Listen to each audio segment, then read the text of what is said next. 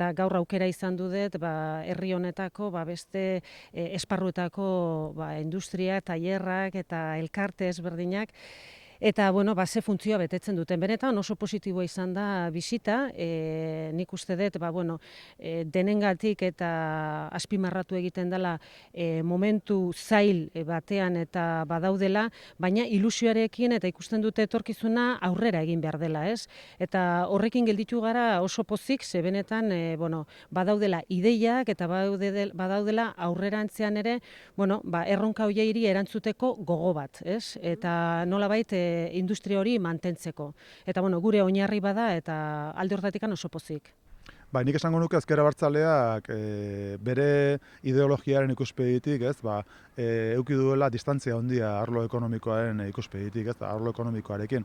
Enpresarekin eten bat sortu da azkeneko 4 urte hauetan, fiskalidadea dela edo adibidez sustapen ekonomikorako partida arlo ekonomikotik murrizten joan da pixkanaka aurrekontuetan, eta nik uste dut hori barkaezina dela, justu gehien behar duen momentuan Gipuzkoak hori, eta nik uste dut horrek zalantzan jartzen duela baita ere gure ongizate sistema eta gure sistema ekonomikoa. Nik uste dut azkenean erakunde batek lagundu beharrean, erakunde hori oztopo balin bada garapen ekonomikoan, arazo latza daukagula lurraldean. Nik uste dut Gipuzkoan hori aldatu beharra daukagula hurrengo hilabetetan.